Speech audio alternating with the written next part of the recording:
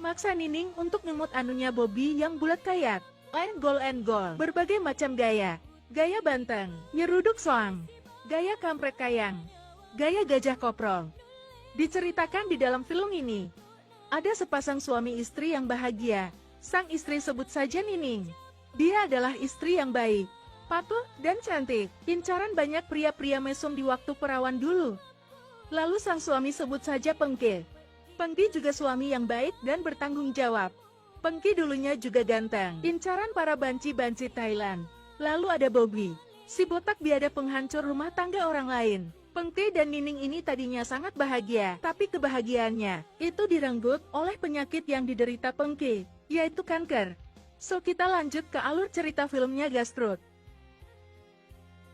Di suatu hari-hari, ini adalah hari yang berduka, karena Nining telah ditinggalkan oleh suaminya si Pengki. Pengki telah meninggal dunia akibat penyakit kankernya. Kanker telah menyerang bijinya Pengki hingga stadium 4, tanpa sepengetahuan Nining. Pengki semasa pacaran sering genjot banyak banci Thailand. Dan akhirnya, dia kena penyakit, bijinya kena kanker hingga merenggut nyawanya, meninggalkan istrinya yang cantik. Di sini Nining sedang mengenang Pengki, di mana dia sangat mencintai Pengki. Tetapi ada satu hal yang tidak diketahui oleh si Pengki, bahwa rekan kerjanya si Bobby sering genjot Nining. Nining telah berselingkuh dari Pengki. Bobby dulu mantan pacarnya Nining, tapi karena keberadaan si Pengki akhirnya tidak berjodoh. Nining malah pilih si Pengki untuk jadi suaminya. Nining yang tiap harinya cantik, semok, dan menggoda ini tampak sedang menyiapkan cemilan cimol yang dibelinya dari Mang Jaja dan bubur ayam Bandung. Nining terlihat tipe istri yang penyabar, merawat Pengki dengan baik. Lalu Nining membangunkan Pengki yang tiap hari tidur mulu. Sayang bangun. Ini sudah aku siapkan makanan kesukaan kamu, cimol dan bubur ayam. Lalu Pengki mulai makan dengan lahap. Nining merasa kasihan kepada Pengki, karena sakit yang dideritanya. Kadang, kalau lagi kumat, itu bijinya Pengki serasa pengen meledak. Selagi makan Pengki tersedak kecoa. Pengki bertanya, ini kenapa bubur ayam ada kecoanya? Lalu Nining menjawab, itu kecoa toppingnya. Makannya pelan-pelan aja jawabnya. Di luar rumah, tampak Bobby sedang menghisap jarum pentol. Sedang berpikir jorok dan untuk merencanakan kejahatannya. Di sisi lain, Nining sedang berkonsultasi dengan dokter kelamin dan memberikan informasi. Katanya semalam bijinya Pengki di suhu 40 derajat, tapi sekarang sudah mendingan. Lalu saran dokter, itu bijinya sering-sering diolesin oli bekas. Lalu terdengar suara ketukan pintu. Nining pun menghampiri pintu dan membukanya. Nining agak kaget, karena yang datang si Bobby, botak biadab sekaligus mantan pacarnya. Nining pun bertanya, ngapain lu kesini? Lalu Bobby menjawab, masih kaku aja lu Ning.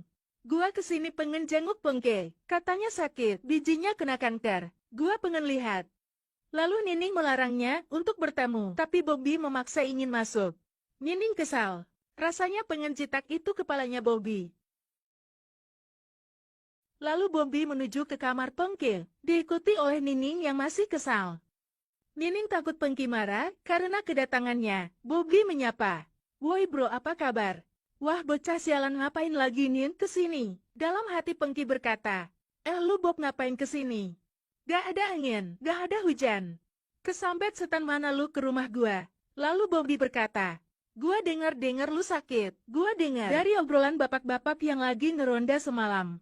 Gua mau nanya, emang lu sakit apaan sampai kurus begini katanya? Biji lu meleduk.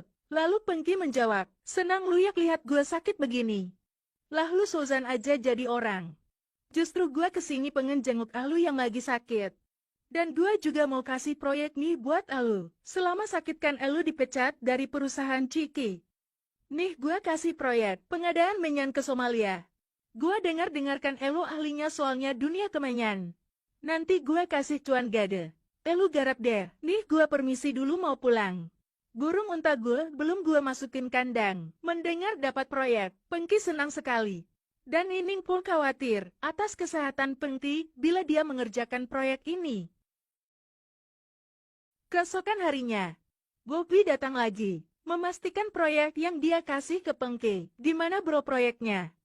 Bobby bertanya. Pengki berkata, tenang aja pasti gua kerjain. Gampang ini mah.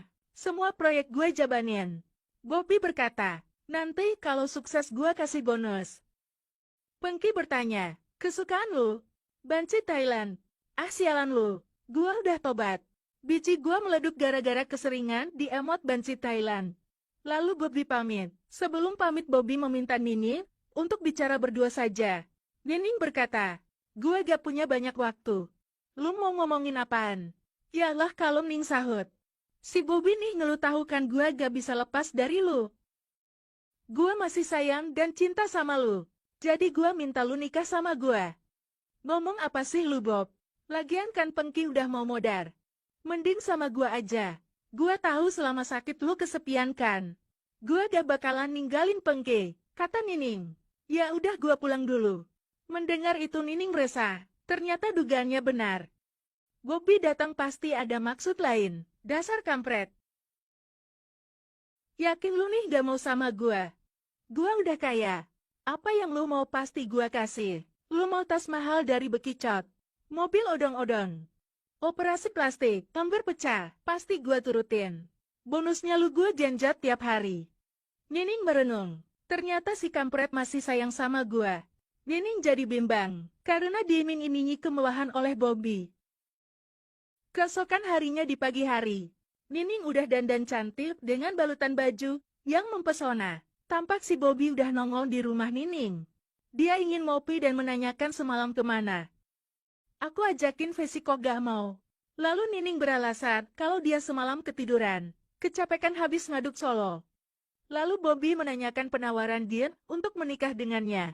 Karena dia udah ngebet bosan, tiap tengah selalu gesek-gesekin anunya ke tiang listrik. Lagi pula Bobby lama tidak menikah, karena menunggu jandanya. Nining aku tidak mau.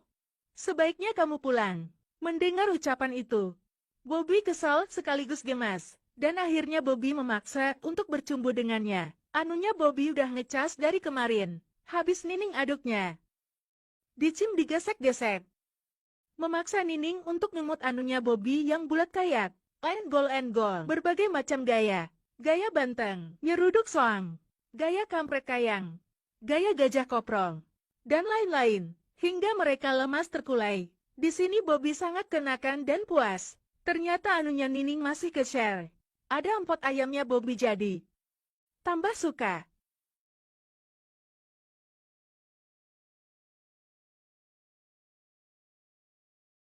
Setelah kejadian itu, beberapa jam kemudian, tampak Pengki sedang bekerja. Dan terus bekerja. Sampai tidak menyadari bahwa istrinya, si Nining diam-diam digenjot Bobby. Di sini, Nining merasa bersalah karena telah berkhianat dari Pengki. Tapi itu karena dipaksa oleh si kampret Bobby.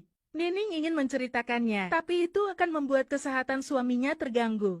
Lagi pula dia juga sedang bekerja keras untuk menyelesaikan proyek yang diberikan oleh Bobby. Dalam kondisi ini dia bimbang dan bingung.